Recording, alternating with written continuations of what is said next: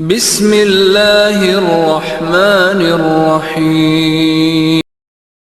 رمضان المبارک کے آخری عشرے کی اہم ترین عبادت اعتکاف ہے۔ اعتکاف کے معنی ٹھہر جانے اور خود کو روک لینے کے ہیں، جس میں انسان صحیح معنوں میں سب سے کٹ کر اللہ تعالیٰ کے حضور یکسو ہو کر بیٹھ جاتا ہے۔ خلوت میں خوب توبہ و استغفار کرتا ہے، تلاوت، نوافل، ذکر و اذکار کرتا ہے، دعا و التجا کرتا ہے، اور اس کی ساری توجہ اس امر پر مرکوز رہتی ہے کہ میں شب قدر کی تلاش اور اس مبارک رات کی عبادت میں کامیاب ہو جاؤں تاکہ اللہ تعالیٰ مجھ سے راضی ہو جائے۔ حضرت عائشہ صدیقہ رضی اللہ عنہا سے روایت ہے کہ رسول اللہ صلی اللہ علیہ وآلہ وسلم رمضان کے آخری عشرہ میں اعتکاف فرماتے تھے۔ دنیا دار فانی سے پردہ فرما جانے تک آپ کا یہ معمول رہا۔ آپ کے بعد آپ کی ازواج مطہرات اہتمام سے اعتکاف کرتی رہی۔ بخاری۔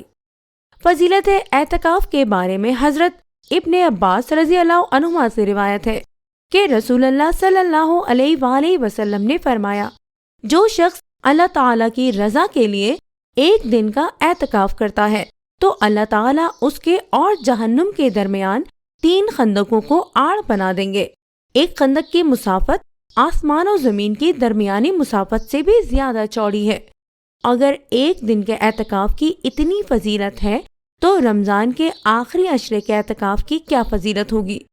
حضرت علی بن الحسین بن علی رسول اللہ صلی اللہ علیہ وآلہ وسلم کا یہ ارشاد نقل کرتے ہیں کہ جس نے رمضان المبارک کے آخری عشرے میں اعتکاف کیا، اللہ تعالیٰ اس کو 2 حج اور 2 عمروں کا ثواب عطا فرمائے گا۔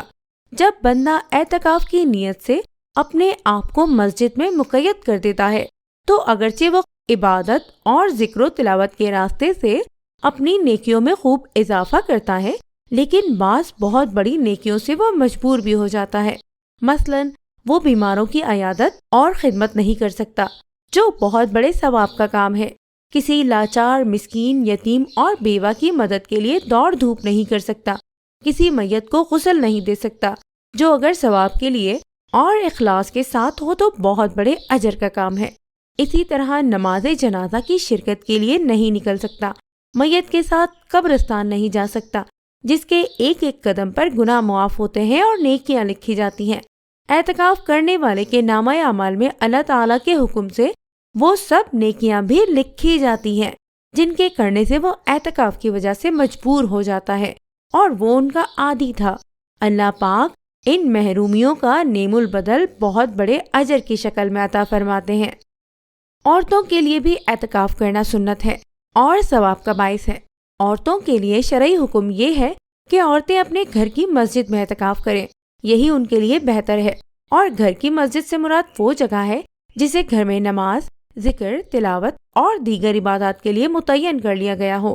اگر گھر میں عبادت کے لیے پہلے سے خاص جگہ متعین نہیں ہے تو اعتکاف کے لیے گھر کے کسی کونے یا خاص حصے میں چادر یا بستر وغیرہ ڈال کر ایک جگہ مختص کر لی جائے، پھر اس جگہ اعتکاف کیا جائے۔ اور عورتوں کے لیے گھر کی مسجد بالکل اسی طرح ہے جس طرح مردوں کے لیے مسجد کا حکم ہے۔ اعتکاف کی حالت میں طبعی اور شرعی ضرورت کے بغیر وہاں سے باہر نکلنا درست نہیں ہوگا۔ عورت اعتکاف کی جگہ سے باہر کھانا پکانے یا گھر کے کام کاج کے لیے نہیں نکل سکتی، اس سے اعتکاف ٹوٹ جائے گا۔ اگر اس کو باہر سے اپنے لیے کوئی کھانا لا کر دینے والا نہیں ہے تو یہ باہر کھانا اٹھانے کے لیے جا سکتی ہے، کھانا اٹھا کر فوراً اندر آ جائے، باہر نہ رکے، ورنہ اعتکاف فاسد ہو جائے گا۔ البتہ عورت اپنے اعتکاف گاہ کے اندر رہ کر گھر کے کام کاج مثلاً آٹا گوندنا، کھانا پکانا، کپڑے دھونا وغیرہ سر انجام دے سکتی ہے، لیکن بہتر یہ ہے کہ اعتکاف میں بیٹھنے سے پہلے ان کاموں کے لیے کوئی متبادل انتظام کر لے تاکہ پوری یکسوئی کے ساتھ یہ عبادت اپنی روح اور مقصد کے ساتھ ادا ہو جائے۔ اعتکاف کی نیت یہی ہے کہ اعتکاف کے ارادے سے عبادت کے لیے مخصوص جگہ 10 دن کے لیے بیٹھ جائے اور زبان سے یہ کہہ دیا جائے کہ میں 10 دن کے مسنون اعتکاف کی نیت کرتی ہوں، تو یہ بہتر ہے۔ درج ذیل امور سے واجب اور مسنون اعتکاف فاسد ہو جاتا ہے۔ نمبر 1، کسی طبعی یا شرعی عذر کے بغیر مسجد سے باہر نکلنا۔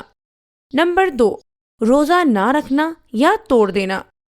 نمبر 3، حالت اعتکاف میں مباشرت کرنا۔ نمبر 4، عورت اعتکاف میں ہو تو حیض و نفاس کا جاری ہو جانا۔ نمبر 5، کسی عذر کے باعث اعتکاف گاہ سے باہر نکل کر ضرورت سے زیادہ ٹھہرنا۔